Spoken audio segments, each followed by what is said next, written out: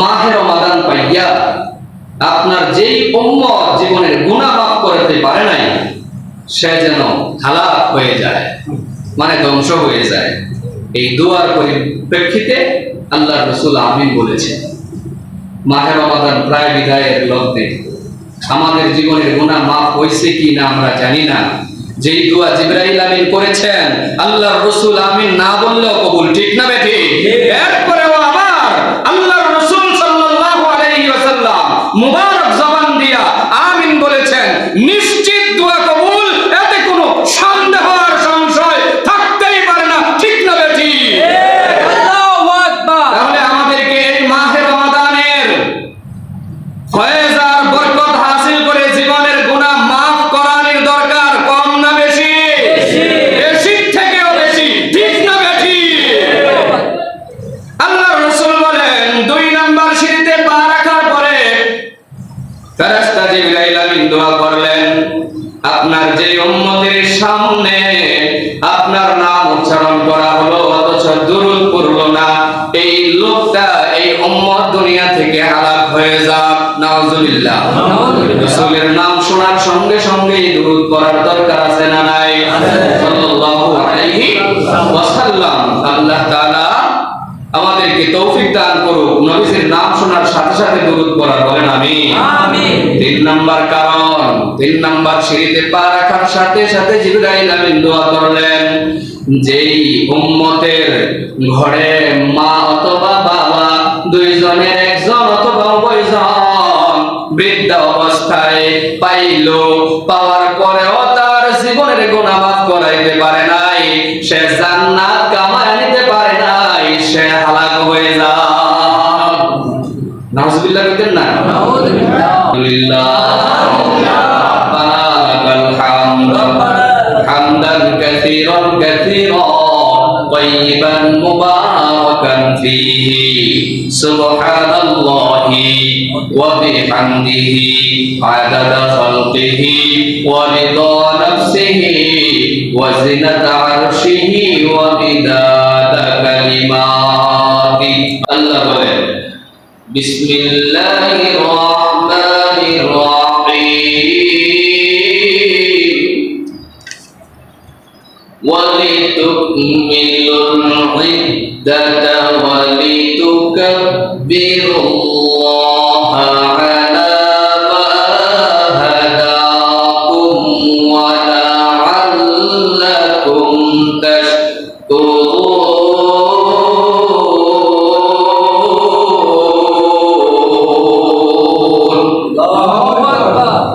যেন তোমরা রমাদানের সিয়ামের সংখ্যা পূরণ করো এবং আল্লাহর তাকবীর ঘোষণা করো, কারণ তিনি তোমাদেরকে হেদায়েতের পথে পরিচালিত করেছেন। এবং যেন তোমরা কৃতজ্ঞতা প্রকাশ করো। কার কথা? আল্লাহর কথা। আমাদেরকে বলতেছেন ওয়ালিতুকমিলুল ইদ্দাতা, যেন তোমরা তোমাদের রমাদানের সিয়ামের সংখ্যাগুলি গুনে গুনে পূরণ করো। হযরতে আব্দুল্লাহ ইবনে মাসউদ রাদিয়াল্লাহু তাআলা আনহু বর্ণনা করেন, আল্লাহর রাসূল বলেছেন, যদি কোনো মানুষ রমাদানের সিয়াম পালন না করে ইচ্ছাকৃতভাবে দিনের বেলায় খানা খেয়েছে, পানাহার করেছে, তার জন্য 60টা রোজা কাফারা করতে হবে। এরপরে ওই 60টা রোজা 1 থেকে গণনা শুরু করে 60 পর্যন্ত টানা রোজা রাখতে হবে। মাঝখানে যদি রোজা ভেঙে ফেলে আবার 1 থেকে গণনা করে 60 পর্যন্ত যাওয়া লাগবে। এই 60টা রোজা হলো কাফারা। আর যে রোজাটা ভেঙে ফেলেছে ওইটার জন্য একটা রোজা কাজা করতে হবে। এই 61টা রোজা করলে পরে আল্লাহ তাআলা তাকে মাফ দিবেন কি দিবেন না ভালো জানেন। 61টা রোজা রাখার পরে আল্লাহ মাফ দিবে না, দিবে কি দিবে না এটা আল্লাহই ভালো জানেন।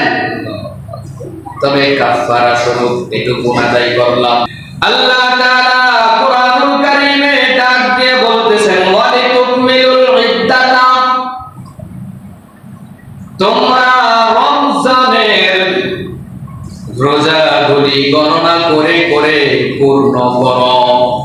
পূরণ করো, কারণ এত কঠিন আযাবের কথা আল্লাহর রাসূল বলেছেন, যে আযাব আমরা সহ্য করার ক্ষমতা রাখি না। ঠিক না বেঠিক? এইবার বলেন তো, আমরা যে রোজা রেখেছি আল্লাহ জানেন কি জানেন না? যারা রোজা রাখেন নাই আল্লাহ জানেন কি জানেন না? কোন সময় কোন পর্দার আড়ালে যাইয়া বিড়ি খেয়েছেন আল্লাহ দেখছে কি দেখছে না? কোন ব্রিজ খেয়েছে জানে কি জানে না? কোন রাস্তা খেয়েছে জানে কি জানে না? আল্লাহ তাআলা কিভাবে জানেন? আল্লাহ তাআলা বলেন, وَكُلَّ إِنسَانٍ أَلْزَمْنَاهُ طَائِرَهُ فِي عُنُقِهِ আল্লাহু আকবার। প্রত্যেকটা মানুষের গ্রীবার মধ্যে একটা করে মেমোরি সেট করে রেখে দিয়েছেন। এই মেমোরির মধ্যে আপনি কখন কোন জায়গায় কিভাবে সময় অতিবাহিত করতেছেন সব রেকর্ড হচ্ছে। এই রেকর্ডটি তো আমলনামা কিতাব আকারে আপনার সামনে উপস্থাপন করা হবে। আল্লাহ তাআলা আমাদের সব কিছু দেখতেছেন, কিন্তু আমরা অস্বীকার করে বসবো তো, এইজন্য আল্লাহ তাআলা এগুলি রেকর্ড করতেছে। এই রেকর্ড আপনাকে আমাকে দেখাবে।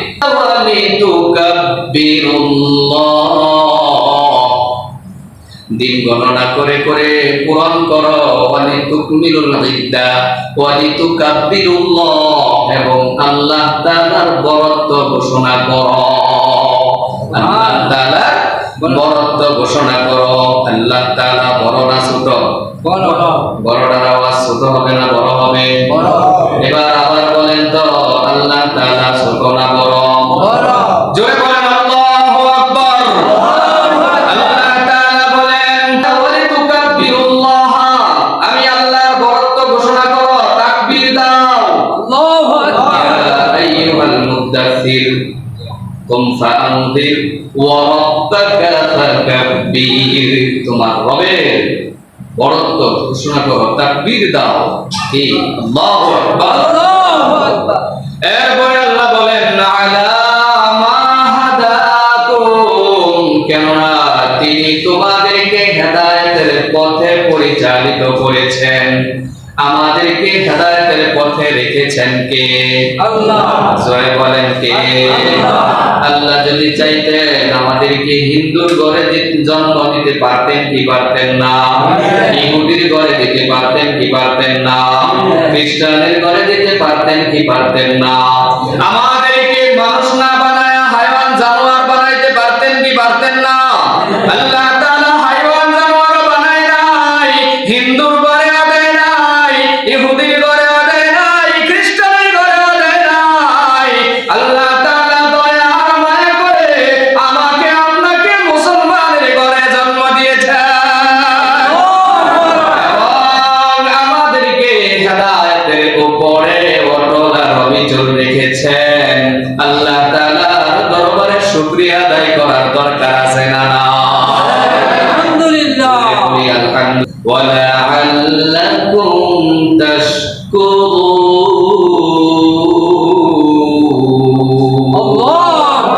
এবং যেন তোমরা কৃতজ্ঞতা প্রকাশ করো। আল্লাহর কৃতজ্ঞতা প্রকাশ করার দরকার আছে না নাই? আছে। আল্লাহ তাআলা আমাদেরকে সহিহ দান করুক। আল্লাহুম্মা আমিন।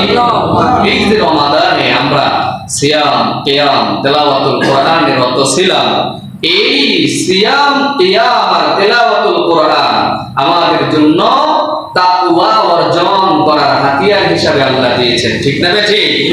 এই তাকওয়া অর্জন করে রোজাও চলে গেল, তাকওয়াও ছেড়ে দিব, এমনটা নাকি চিরদিন এই তাকওয়ার উপরে অটল অবিচল থাকবো?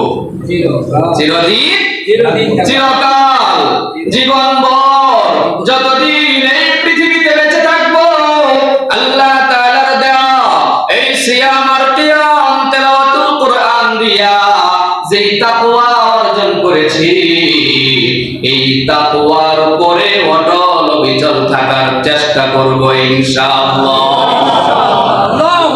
তৌফিক দান করুক, আমিন। আমাদের তাকওয়া অর্জন করা যতটা না সহজ, রক্ষা করা এর চেয়েও বড় কঠিন, ঠিক না বেঠিক? তোরে কোন ঠিক না বেঠিক? আমরা সারা মাস সিয়ামে রত ছিলাম, সারা মাস কিয়ামুল লাইল করেছি, তেলাওয়াতুল কোরআন আদায় করেছি। এই মাসটা শেষ হতে না হতেই আমাদের মাঝে আসতেছে ঈদ, আছে না নাই? ঈদ মানে আনন্দ, ঈদ মানে খুশি, ঈদ মানে ফুর্তি, ঠিক না বেঠিক? সারা মাস যেই মানুষগুলি সিয়াম আর কিয়াম আর তেলাওয়াতুল কোরআন আদায় করেছে, এই মাসগুলি এই ঈদ উদযাপন করতে যাইয়া, আনন্দ উদযাপন করতে যাইয়া, উল্লাস আর ফুর্তি করতে যাইয়া সিয়ামের এই তাকওয়া বিনষ্ট করে দেয়, ঠিক না বেঠিক? দেখবেন ঈদের দিন একদম অলংকারাদি লাগাইয়া সাজ সজ্জার শেষ নাই, আয় পা হ্যাঁ, এইবার অর্ধলঙ্গ হইয়া আনন্দ করতে বেরিয়ে গেছে, ঠিক না ঠিক? আপনাদের এদিকে আছে না নাই? থাকলে এটাকে প্রতিহত করার দরকার আছে না নাই?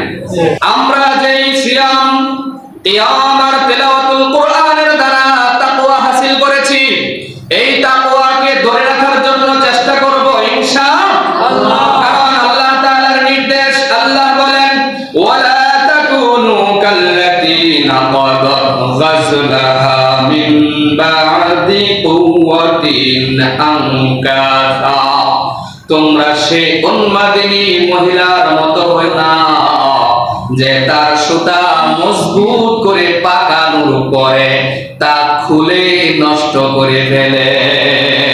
কার কথা? কার কথা? আল্লাহর নাম আসতে না জোরে? আর কত জোরে? অনেক জোরে। জীবনের সর্বস্ব দিয়ে চেষ্টা করতে হবে, ঠিক না বেঠিক? এবার বলেন তো কথা কার? আরো জোরে। এইবার বোঝা যায় আপনারা রোজা রাখছেন। আল্লাহ তাআলা আমাদেরকে তৌফিক দান করুক, আমরা যেন এই তাকওয়ার উপরে মরণ পর্যন্ত অটল অবিচল থাকতে পারি, আমিন। আমরা আমাদের মা বোনদেরকে এই আনন্দ ফুর্তি উদযাপন করতে যাইয়া যেন বেহায়াপনা বেলাল্লাপনার মধ্যে পতিত না হয়, সেই দিকে লক্ষ্য রাখবো ইনশাআল্লাহ। এই যে সিয়াম আর কিয়াম তেলাওয়াতুল কোরআন রমাদান শেষ হইলেই পরে আমরা ছেড়ে দিব এমন না, রমাদানের পরেও আমরা কি করব? সিয়াম পালন করব। আল্লাহ রাসূল সাল্লাল্লাহু আলাইহি ওয়াসাল্লাম বলেন প্রতি মাসে 3টা রোজা রাখো। কয়টা? 3টা। 13, 14, 15। 13, 14 আরবি চাঁদ বা মাসের তারিখ গণনা করে 13, 14, 15 রোজা রাখা সুন্নাহ। এটাকে বলা হয় আইয়াম 20। প্রতি সপ্তাহের সোম এবং বৃহস্পতিবার 2 দিন রোজা রাখা সুন্নাহ। আরাফার দিনে রোজা রাখা।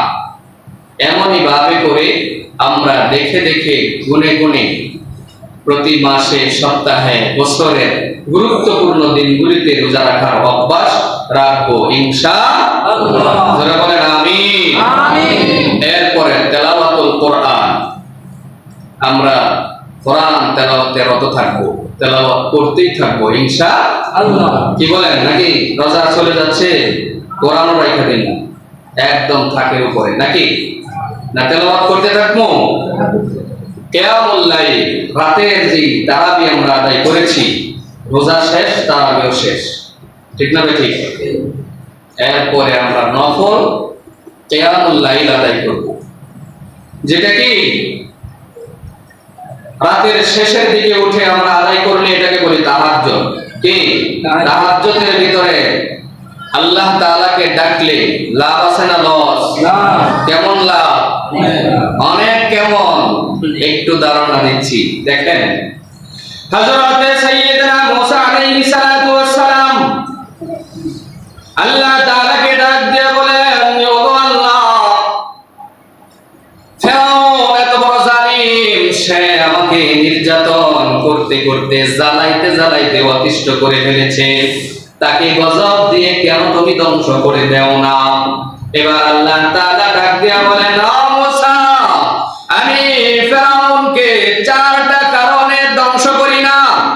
এক নাম্বার কারণ হলো মূসা, এক নাম্বার কারণ হলো ফেরাউন দিনের বেলা আল্লাহ দাবি করে, খোদা দাবি করে, রাতের গভীরে গুহায় যাইয়া সেজদায় পড়ে আমি আল্লাহকে গুন গুন করে ডাকে